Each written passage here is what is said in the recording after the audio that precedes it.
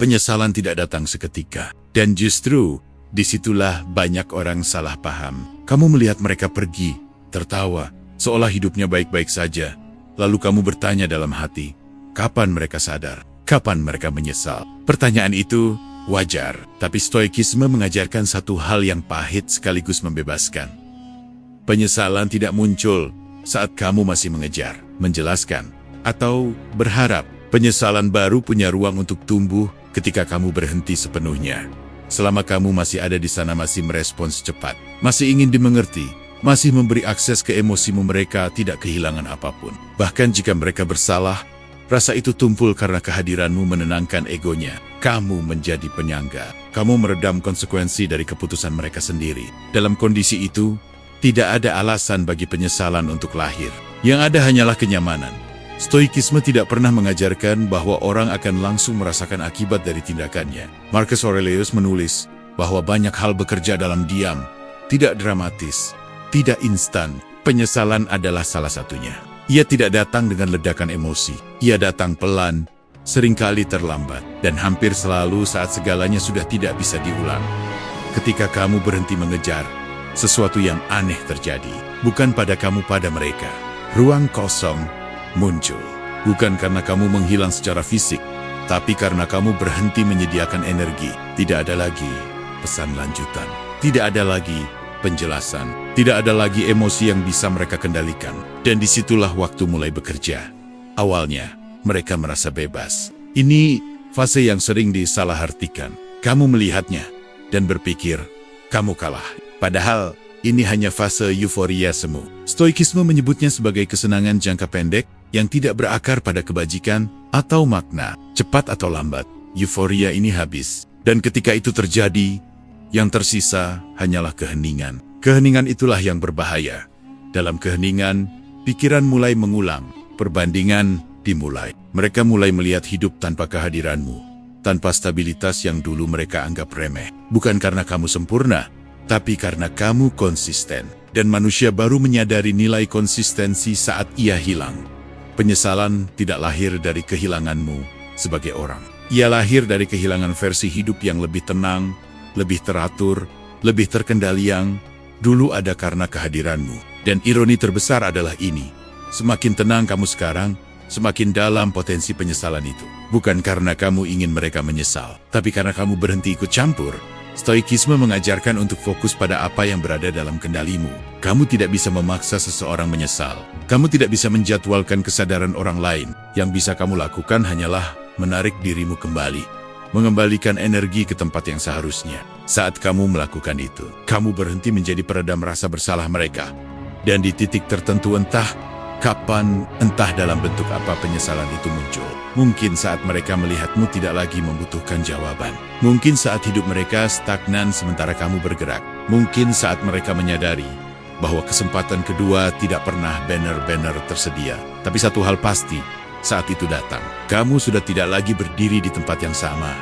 Itulah mengapa Stoikisme tidak pernah menyuruhmu menunggu. Menunggu penyesalan orang lain adalah bentuk keterikatan baru. Kemenanganmu bukan ketika mereka runtuh oleh penyesalan, tapi ketika kamu tidak lagi peduli apakah itu terjadi atau tidak. Karena pada saat kamu berhenti mengejar, bukan hanya penyesalan yang mulai bekerja, identitas barumu juga mulai terbentuk. Dan itu jauh lebih penting. Mengapa mereka tidak menyesal sekarang dan kenapa itu normal adalah pertanyaan yang sering muncul ketika kamu sudah mulai diam. Tapi belum sepenuhnya lepas. Kamu melihat mereka seperti tidak terpengaruh, tidak mencari, tidak bertanya, bahkan tampak lebih ringan. Di titik ini, banyak orang mulai meragukan nilainya sendiri. Padahal, yang terjadi bukan karena kamu tidak berarti, melainkan karena begitulah cara ego manusia bekerja.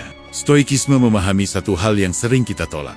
Manusia jarang langsung merasakan dampak dari keputusannya, terutama jika keputusan itu memberi ilusi kebebasan. Ketika seseorang meninggalkan sesuatu yang stabil demi sesuatu yang terasa lebih mudah, pikiran mereka akan fokus pada satu hal saja: lega. Lega karena tidak ada tuntutan emosional. Lega karena tidak perlu bertanggung jawab. Lega karena merasa kembali memegang kendali. Dalam fase ini, penyesalan hampir mustahil muncul. Dan ini penting untuk dipahami. Tidak menyesal sekarang bukan berarti mereka tidak akan pernah menyesal. Itu hanya berarti mereka masih berada di fase pembenaran diri. Pikiran mereka sibuk membangun narasi bahwa keputusan itu benar, bahwa pergi adalah pilihan terbaik, bahwa kamu terlalu ini atau kurang itu. Semua itu bukan tentang kebenaran, tapi tentang melindungi ego dari rasa bersalah.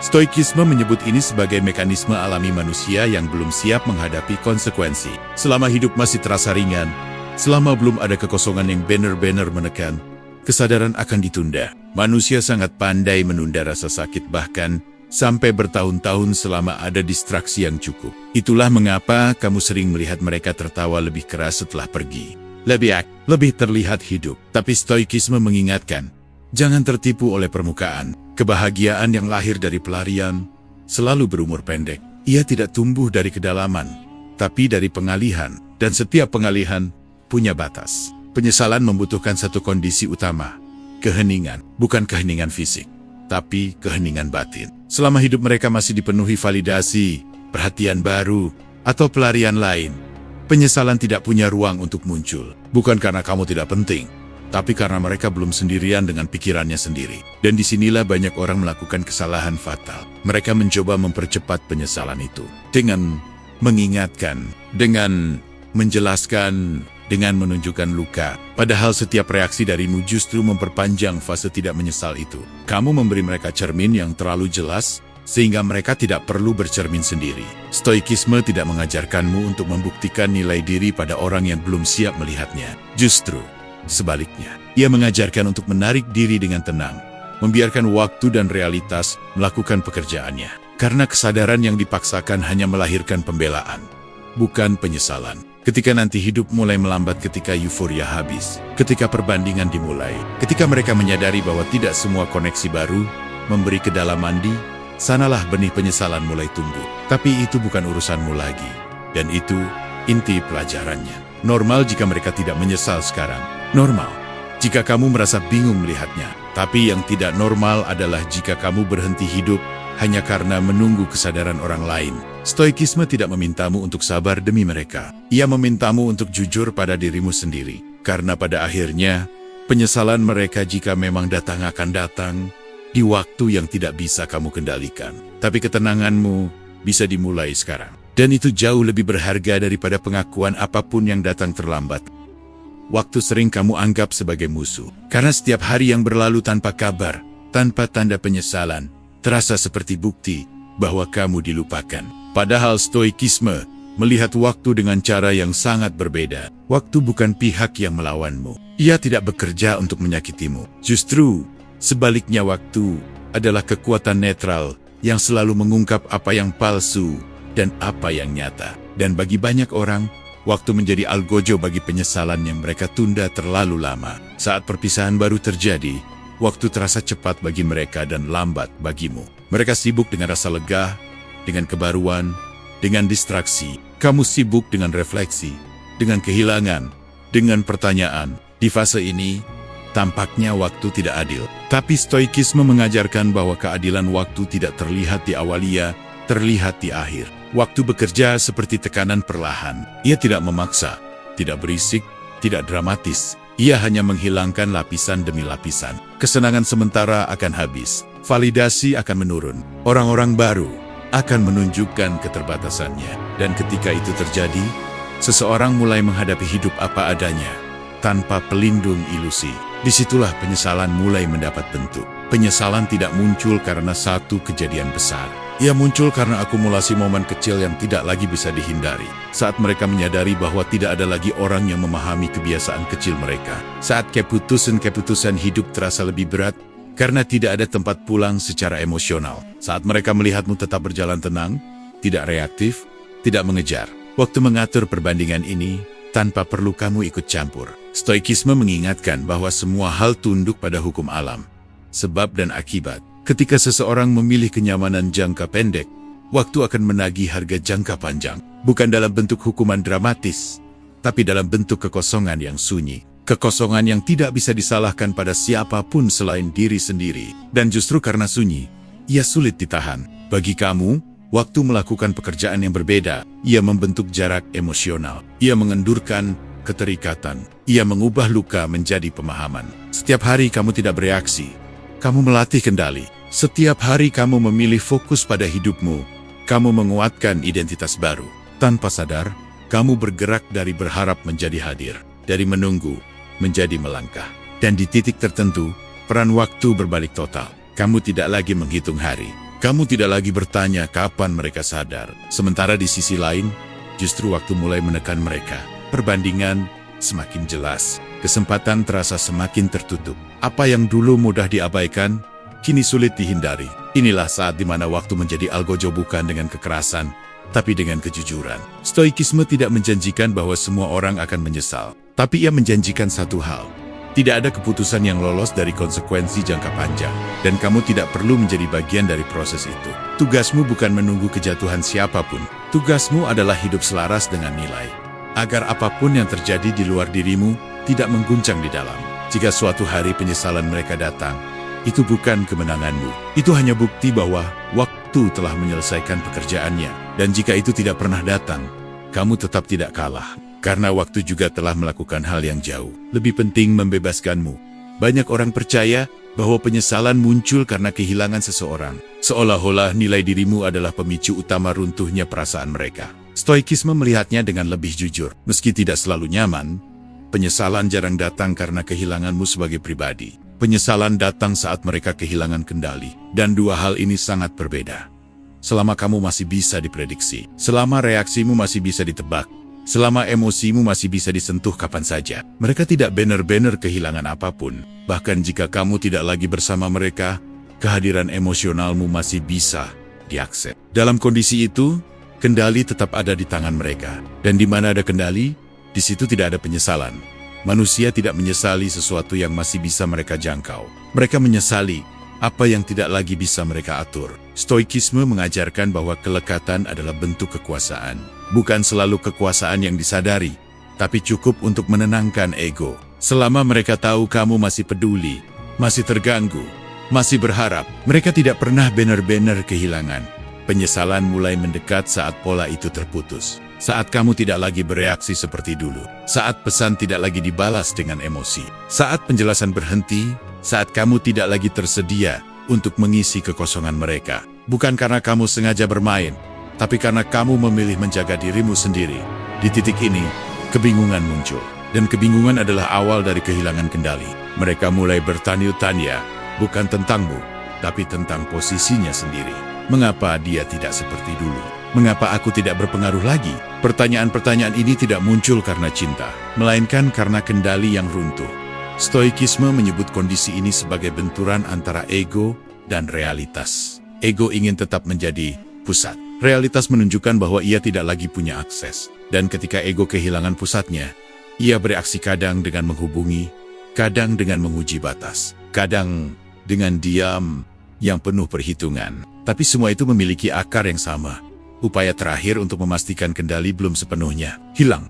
Penyesalan sejati tidak muncul di fase ini. Yang muncul adalah ketidaknyamanan. Dan banyak orang salah mengartikan ketidaknyamanan ini sebagai bukti bahwa mereka masih peduli. Padahal, ini hanyalah refleks ego yang terganggu. Penyesalan baru benar-benar hadir ketika semua upaya kendali gagal. Ketika mereka menyadari bahwa kamu tidak lagi merespons dengan pola lama, dan hidupmu terus berjalan tanpa perlu izin.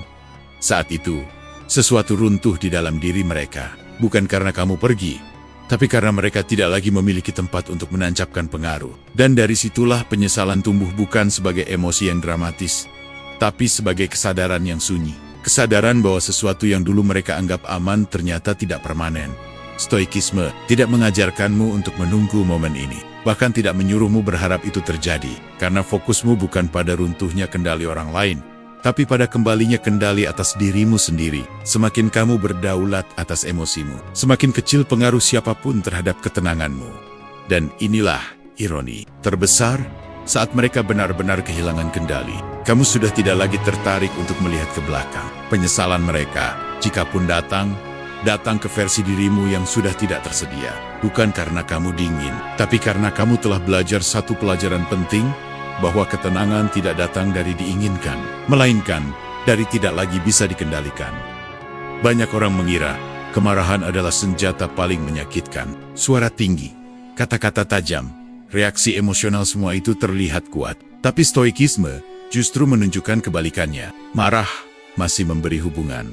Marah masih memberi energi. Marah masih menunjukkan bahwa seseorang punya akses ke dalam dirimu. Dan karena itu, marah jarang benar-benar melukai. Diamlah yang jauh lebih menyakitkan.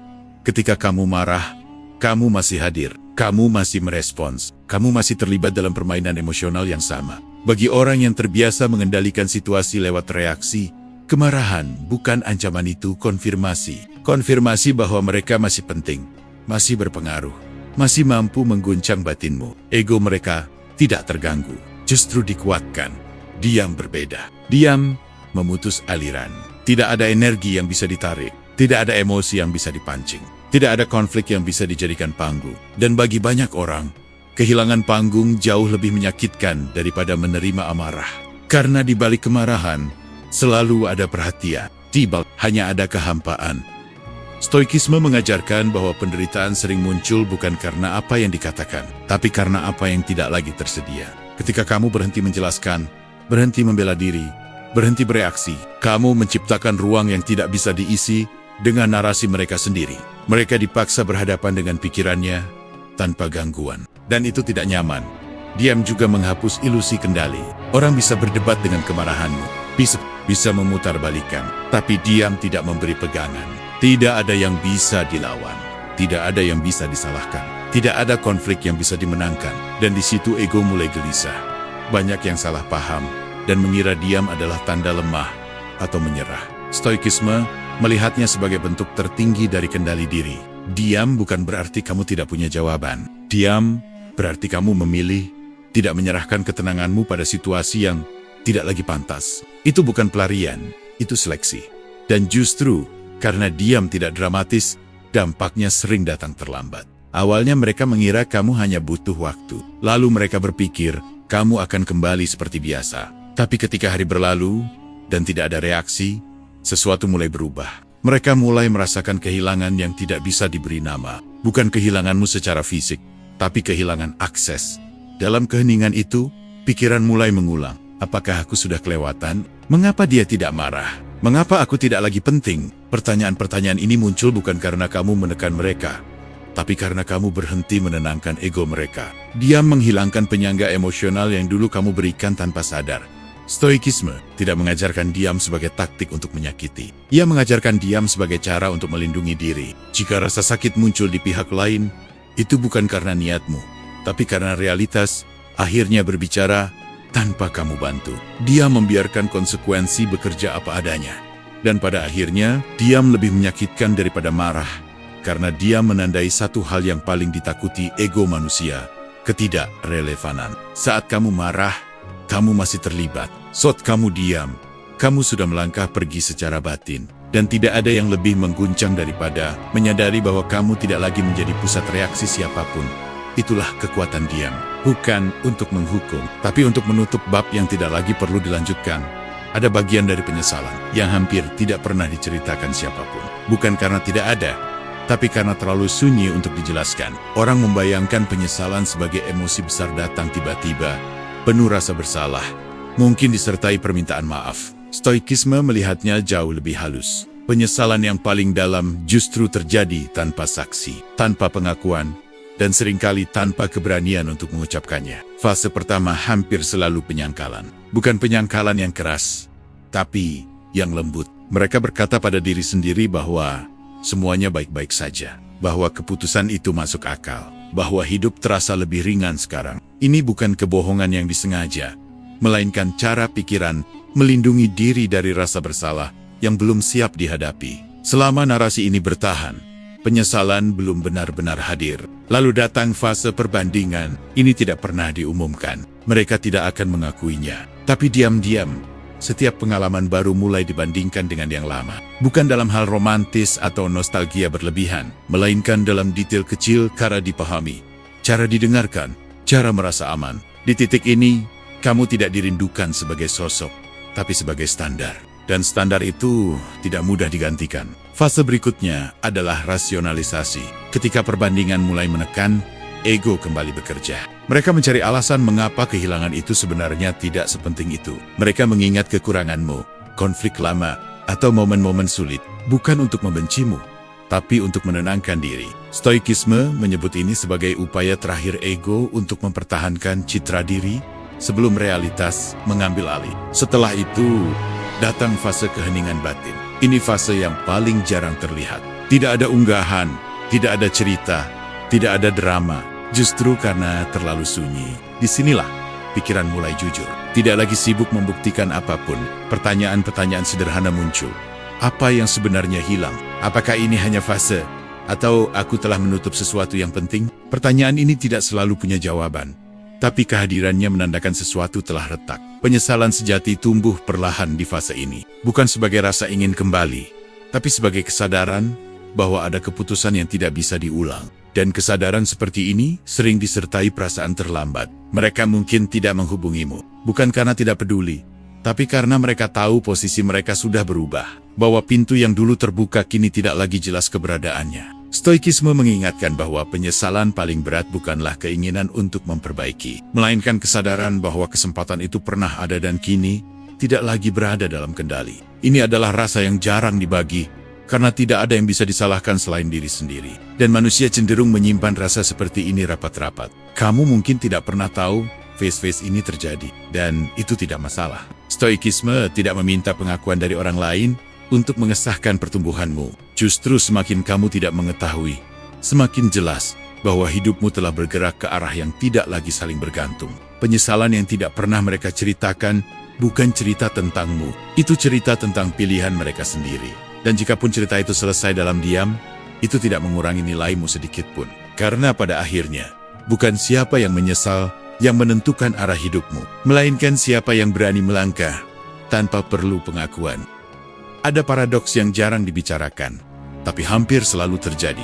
Semakin kamu pulih, semakin kamu tenang, semakin hidupmu kembali ke porosnya semakin dalam potensi penyesalan di pihak lain. Bukan karena kamu ingin membuat siapapun menyesal, tapi karena pemulihanmu menciptakan kontras yang tidak bisa dihindari. Dan kontras selalu lebih jujur daripada kata-kata.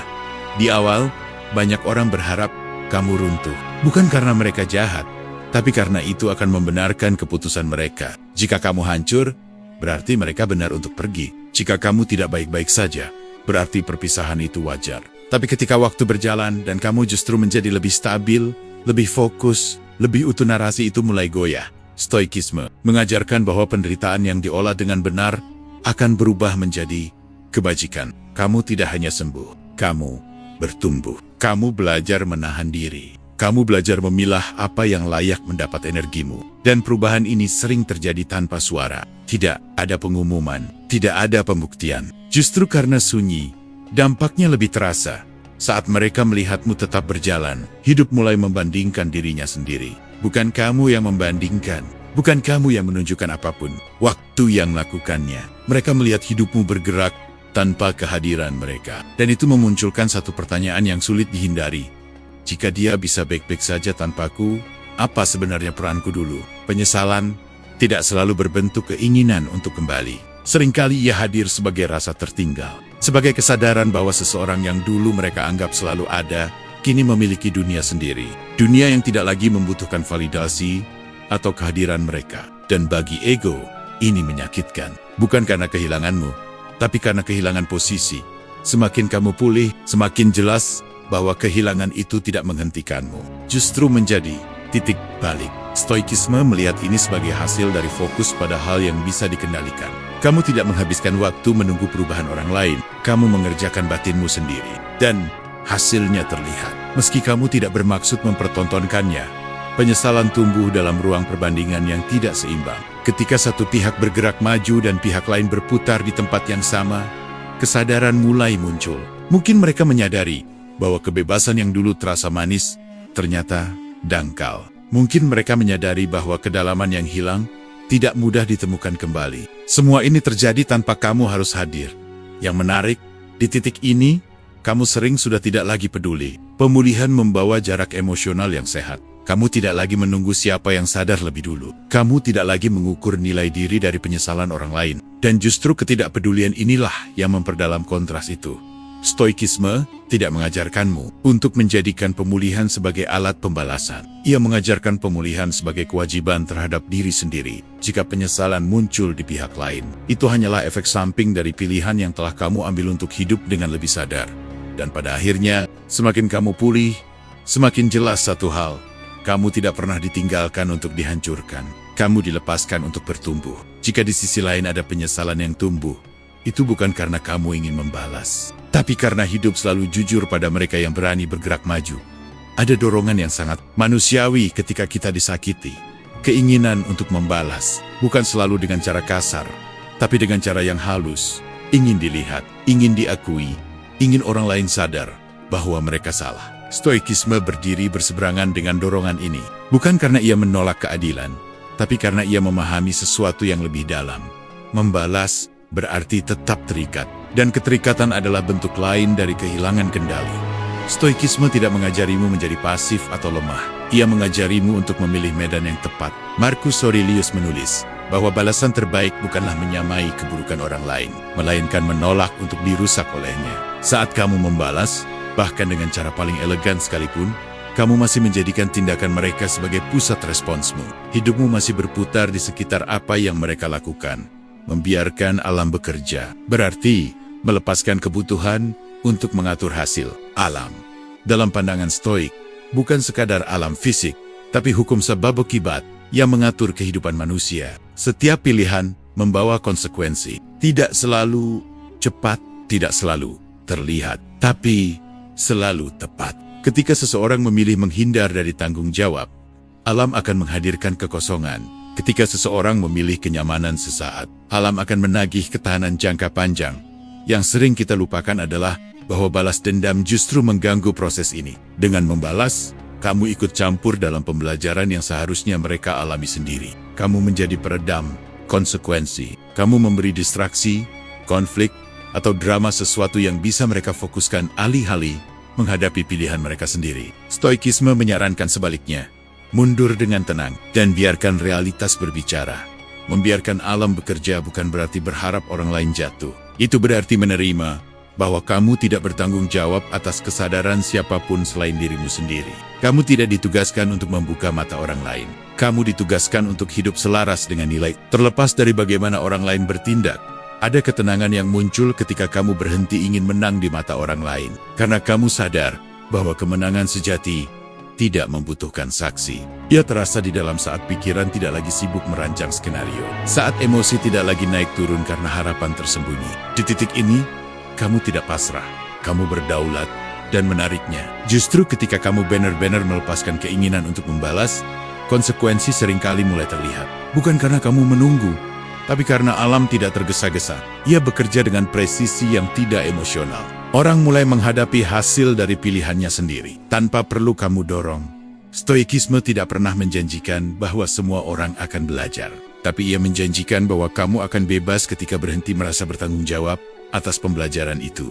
Jika seseorang akhirnya menyesal, itu bukan karena kamu membalas, melainkan karena realitas akhirnya tidak bisa lagi dihindari.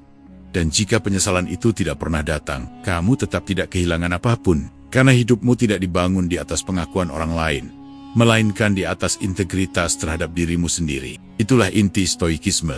Tidak melawan alam, tidak memaksa hasil, dan tidak membalas, cukup berjalan lurus, dan membiarkan dunia menata sisanya.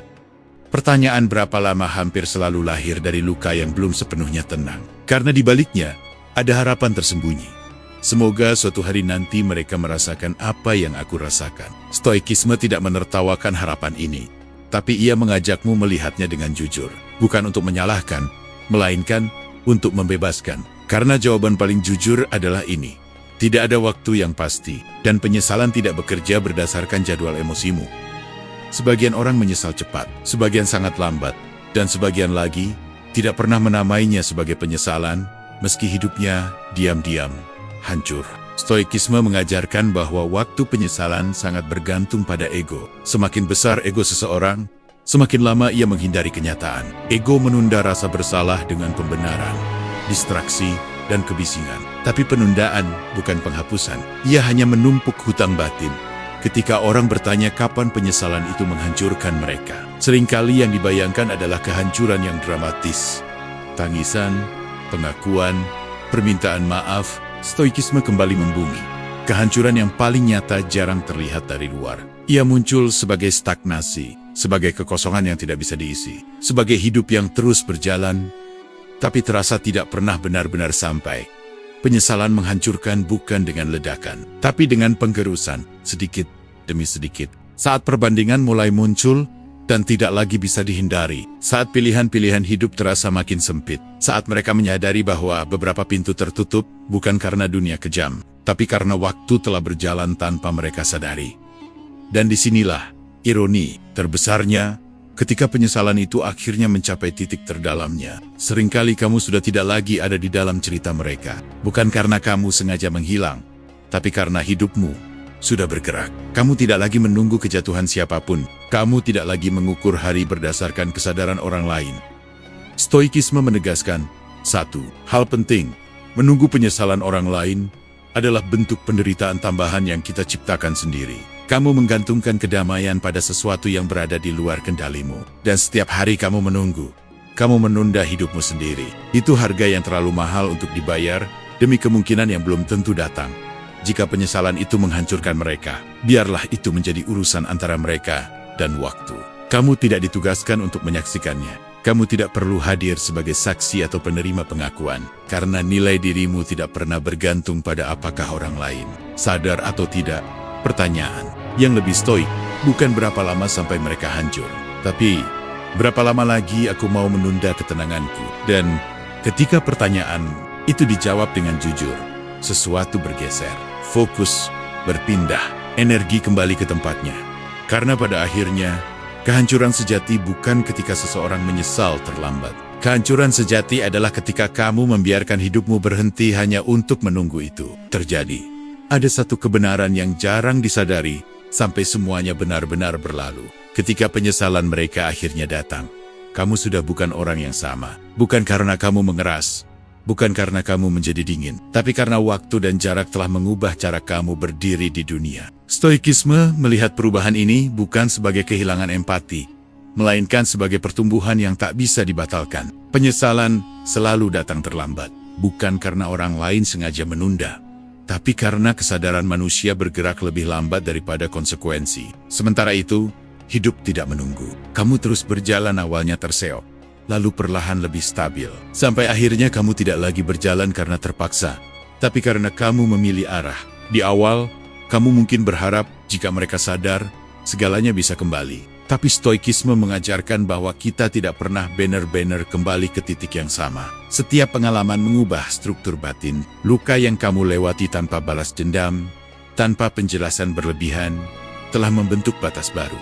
Batas yang dulu tidak ada. Ketika penyesalan itu muncul, jika memang muncul, dia datang kepada versi dirimu yang sudah berbeda. Versi yang tidak lagi menunggu pesan, tidak lagi mengartikan keheningan sebagai penolakan, tidak lagi mencari nilai diri di mata orang lain. Kamu telah belajar berdiri tanpa sandaran yang sama. Dan disinilah banyak orang merasa bingung. Mereka mengira penyesalan adalah kunci yang membuka pintu lama. Padahal pintu itu sudah tidak ada. Bukan karena kamu menguncinya dengan marah, tapi karena kamu telah membangun jalan lain. Jalan yang tidak melewati titik lama itu lagi. Stoikisme tidak mengajarkan perubahan sebagai strategi untuk terlihat kuat. Ia mengajarkan perubahan sebagai konsekuensi alami dari fokus pada hal yang bisa dikendalikan. Kamu tidak sibuk membentuk citra, kamu sibuk membentuk karakter. Dan karakter tidak bisa diputar ulang untuk menyesuaikan masa lalu orang lain. Mungkin mereka datang dengan kata-kata yang dulu kamu tunggu.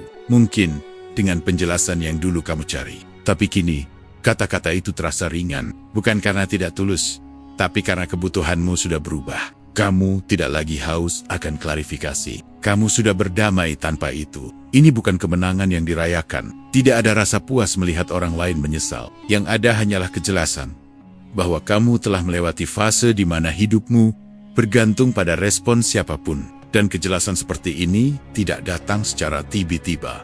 Ia dibangun hari demi hari. Dalam diam, saat penyesalan mereka datang, kamu tidak perlu menutup pintu atau membuka apapun. Kamu hanya berdiri di tempat yang berbeda. Tempat di mana masa lalu tidak lagi memegang kendali. Tempat di mana ketenangan tidak perlu pembenaran. Dan mungkin itulah pelajaran stoik yang paling dalam. Bukan untuk memastikan orang lain sadar, tapi untuk memastikan bahwa ketika kesadaran itu datang, kamu sudah tidak lagi membutuhkan apapun darinya.